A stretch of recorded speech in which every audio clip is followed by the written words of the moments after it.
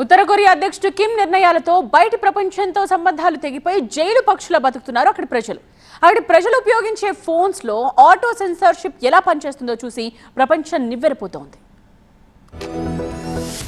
ఉత్తర Korea ప్రజలను south కొరియాతో పాటు ప్రపంచంతో సంబంధాలు లేకుండా దారుణంగా నిర్బంధిస్తోంది కిమ్ ప్రభుత్వం. ఆ దేశం తన పౌరులను బాహ్య ప్రపంచ వాస్తవాలకు దూరంగా ఉంచేందుకు అన్ని రకాల మీడియాలో కఠినమైన సెన్సార్షిప్ ను అమలు చేస్తుంది. అక్కడి ప్రజలు వాడే మొబైల్స్ లో కొన్ని రకాల పదాలు ఆటో కరెక్ట్ అవుతున్నాయి. ఉత్తర కొరియా నుంచి కొన్ని ఫోన్లను ఇతర దేశాలకు స్మగ్లింగ్ చేయడంతో ఈ విషయం వెలుగులోకి వచ్చింది. ఆ ఫోన్ లో ఆటో సెన్సార్షిప్ ఎలా పనిచేస్తుందో చూసి నివ్వెరపోయింది ప్రపంచం. శత్రు దేశమైన దక్షిణ కొరియాకు సంబంధించిన పేరును పదాలను ఉత్తర కొరియాలో వినియోగించకుండా చేశారు.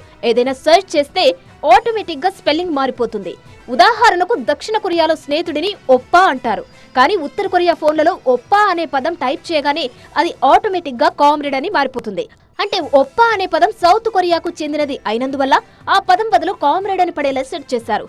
అదే సౌత్ కొరియా అని టైప్ చేస్తే పప్పెట్ స్టేట్ అని ఆటో కరెక్ట్ అవుతుంది. దీంతో పాటు ఆ ఫోన్ల యూజర్లకు ఇంటర్నెట్ యాక్సెస్ ఉండదు.